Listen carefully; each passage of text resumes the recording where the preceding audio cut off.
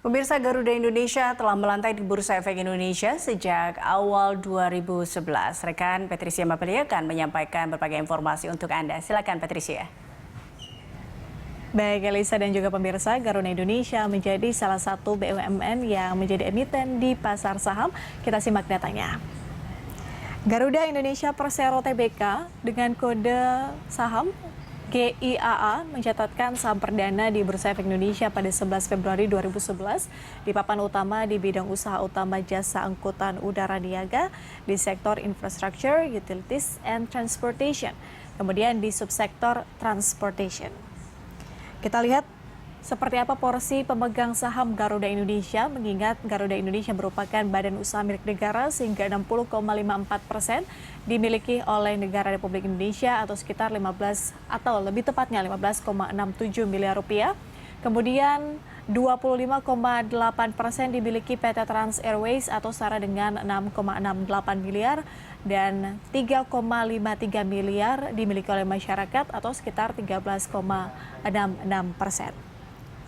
Kita lihat bagaimana pergerakan harga saham GIAA di Bursa Efek Indonesia, di mana pada 2 Januari sempat mencapai level Rp494 per lembar saham, kemudian mengalami penurunan di 5 Februari di angka 380, kemudian merosot ke bawah di level 150 pada 23 Maret dan berangsur naik kembali di level 200-an yaitu 280 di 16 Juni, kemudian bertahan di level 200 per lembar saham yaitu sampai 29 September berada di level 218 per lembar saham. Demikian sejumlah informasi untuk Badan Usaha Milik Negara Garuda Indonesia. Kembali ke Elisa. Baik, terima kasih Patricia, dan kita lanjutkan perbincangan kita bersama dengan Direktur Utama Garuda Indonesia, Irfan Setiaputra. Pak Irfan, jika kita melihat pergerakan harga saham GIAA sendiri, Anda melihatnya seperti apa Pak? Ini kalau kita lihat sempat terjadi penurunan di bulan Maret karena memang pada saat itu akhirnya diputuskan Indonesia untuk PSBB, lalu kemudian saat ini mencoba untuk kembali rebound atau bangkit dan terakhir di 200, kita lihat 228. Tanggapan Anda? Ya, saya rasa harga saham Garuda ini juga akan representasi dari situasi perekonomian maupun industri maskapai itu sendiri, gitu kan.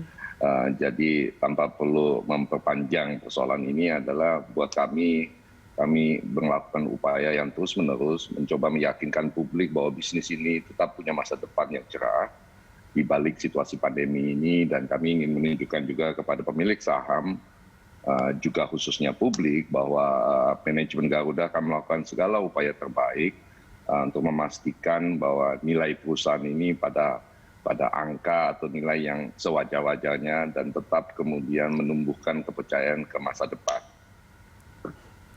Ya, ini kita juga itu meyakinkan masyarakat untuk tetap memiliki atau meyakinkan kepercayaan publik terkait dengan Garuda Indonesia. Kita juga tahu bahwa Garuda Indonesia memiliki anak usahanya nih Pak. Nah, ini seberapa besar sih Anda melihat bahwa anak usaha ini terkait dengan kinerjanya mampu untuk menyokong Garuda Indonesia sendiri?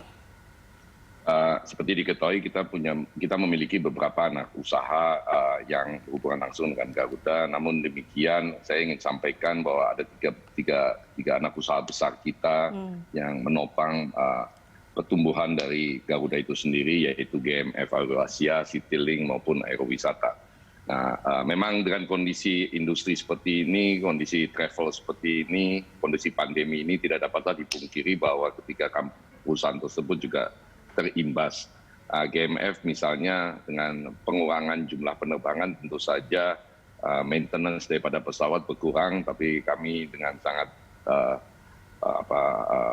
bangga menyampaikan bahwa teman-teman manajemen GMF Aeroasia ini juga mulai memasuki area-area lain sesuai dengan kemampuan engineering mereka miliki. GMF ini adalah salah satu perusahaan yang patut kita banggakan karena ini merupakan engineering company. Kita punya banyak engineer di perusahaan tersebut yang punya capability yang sangat jarang di dunia ini. Jadi hari ini mereka juga masuk ke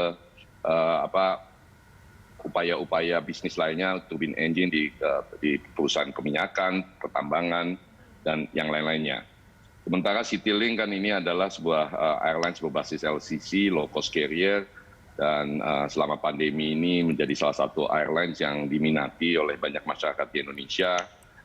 Saya juga ingin menyampaikan dalam kondisi saat ini justru Citylink melakukan beberapa upaya-upaya mempertahankan maupun menumbuhkan perusahaan secara fundamental. Seperti contohnya mereka memiliki hari ini pesawat freighter. Pesawat freighter itu adalah pesawat khusus kargo yang melayani ke beberapa destinasi, jadi tidak ada penumpangnya, dan ini memungkinkan pesawat tersebut diisi dengan kargo dalam jumlah yang lebih banyak. Yang kedua juga kerjasama Citylink, Garuda, dan pemerintah daerah Sulawesi Selatan. Beberapa waktu yang lalu kami membuka jalur-jalur baru menggunakan ATR, seperti contohnya ke Bau-Bau, ke Palopo, Selayar, dan Pomala. Dan dalam waktu dekat, insya Allah kita bisa juga menerbangkan Citylink dari Makassar ke Tanah Toraja. Sementara aerowisata, bisnis catering adalah bisnis yang utamanya, selain nanti bisnis kargonya juga maupun kurirnya. Memang aerowisata ini terimpact secara sangat mendalam bisnis catering kita, karena pada umumnya biasanya mereka menyediakan 80-90 ribu hidangan per hari. Hari ini menurun drastis, tapi mereka juga fokus ke penyediaan catering untuk industrial, dan itu disambut dengan sangat baik. Jadi ketiga anak perusahaan tersebut memiliki masa depan yang cukup cerah, fundamental yang cukup baik, sehingga mereka sangat siap apabila situasi industri maupun ekonomi membaik. Oke, baik Pak Irfan, kita akan lanjutkan perbincangan kita usai jeda. Pemirsa, Corporate Action akan segera kembali usai News Update.